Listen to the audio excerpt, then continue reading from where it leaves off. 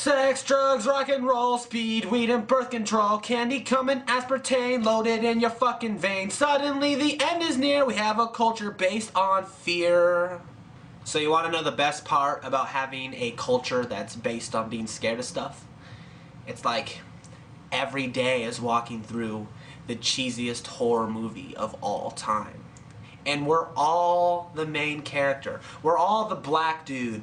Every single one of us is that black dude that you know is going to be killed first. I just want to know, when did the risk applied to things trump the ability to have fun in doing them? It's like everybody in our country, everybody in America right now is so fucking obsessed with it. It's the same kind of complex that we have when we pump money into the military machine.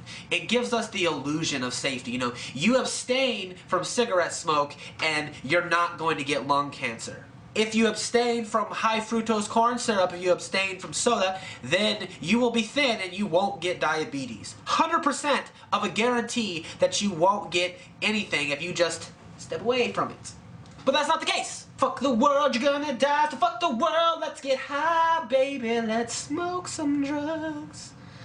I'm just kidding. If you don't want to do drugs, that's cool. If you don't want to eat red meat, that's fine. If you think that the organic food industry is beneficial to your health, then you're fucking retarded. But that's okay too. I have no problem with you choosing to be dumb, with you choosing to think that you are superior simply because you abstain from doing things. Whenever Republicans talk about deficits, I kind of laugh to myself because they're the ones that created the fucking deficits. Whenever they talk about cutting money in our budget, it's always about things that are scientifically oriented. It's like, we're gonna cut things that could potentially cure diseases, but we're gonna pump money into our military complex. Pump it full of fucking...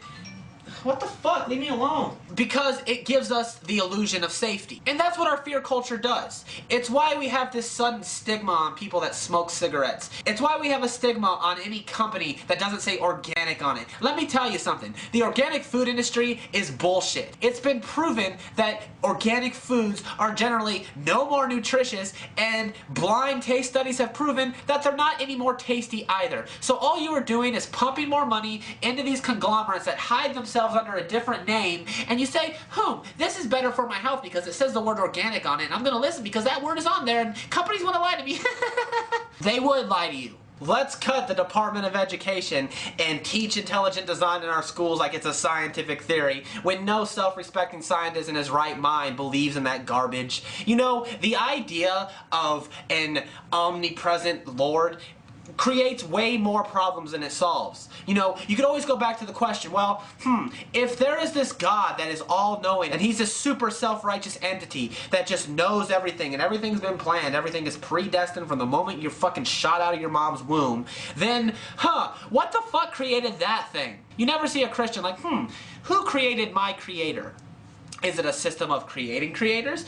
This argument has been tackled to death, so I'm not even going to bother with it, but it is a valid question, isn't it? And have you ever noticed that every picture of Adam and Eve, they're always displayed with belly buttons? Isn't that fucking weird? But back to the fear culture in which we live, where everything we do is a calculated risk, and therefore we shouldn't do it. Basically, what you do when you say that you shouldn't do something is you're basically saying that, hey, I don't want to live, so I don't want you to have the right to live either, because not living has made me a bitter curmudgeon. I'm John McCain. I want everybody in America to know what it's like to be tortured. We've dived so far into this reality TV bullshit that now we write shows that are intended to be perceived as reality TV because we've lost our imaginations collectively. We can't even attempt to create new things, to do new things with our imaginations because we don't have any. Ooh, fire. I was walking in Target the other day. Don't ask me why, I was just in Chicago and that's what happened. We were in Target and I was in the book section and I couldn't help but see how many books there were by people that should never write ever. I didn't know that Glenn Beck wrote fiction, but apparently he does.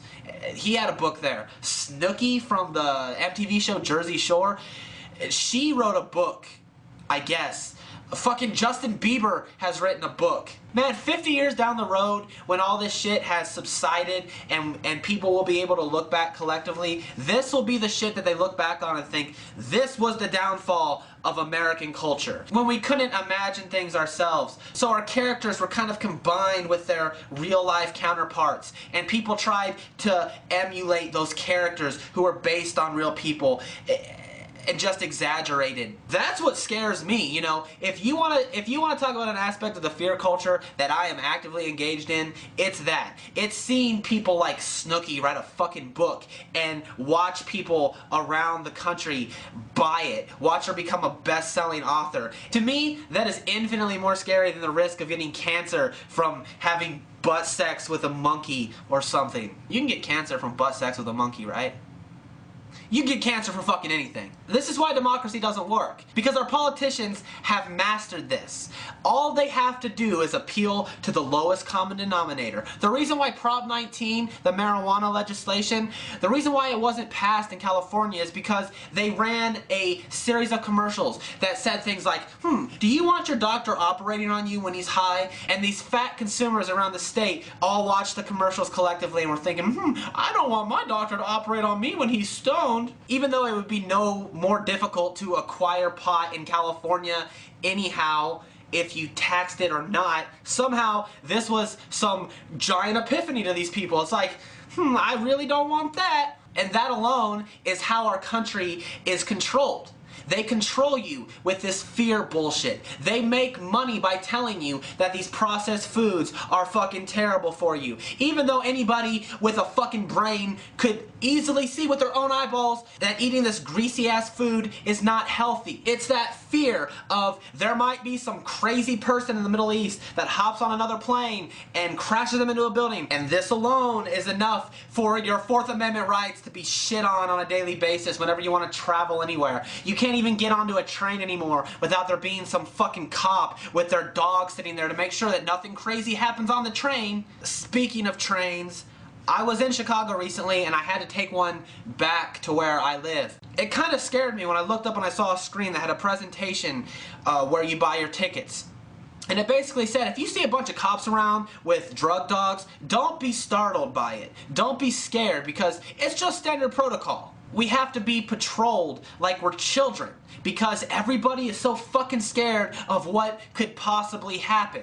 Isn't there something fucked up with the fact that I'm more scared to fly because I don't want my balls being touched by some 40-year-old overweight asshole than the potential of someone from the Middle East getting on the plane and crashing it into a building and killing me and everyone else on board? Because that seems like a way more far-fetched scenario. Because it is. You know how many potential terrorists we've caught with these TSA scanners? 0! We've caught none. The internet has helped cultures like the French for organizing protests and using it in an effective manner. But in America, it's done the exact opposite. It's caused all these people who are enraged about it to do what I'm doing now. And just bitch about it. That's all we do. It's like, I know what I'm going to do. I had to have my balls touched by the TSA agent. I'm going to go on Facebook and bitch about this shit. Why aren't we enraged that it costs taxpayers over $40,000 a year to house just one criminal in our overpopulated jail systems? But it doesn't piss anybody off that our young people are on a daily basis going into hundreds of thousands of dollars of debt to go to a school to get a job that isn't going to be available when they get the fuck out of school in the first place. Is it because we're all too scared to? Is it because we know that the government has tried to get all of the WikiLeaks followers' information off of Twitter? Is it because we're afraid that if we say anything, we're going to have an FBI agent at our door asking us if we're homegrown terrorists?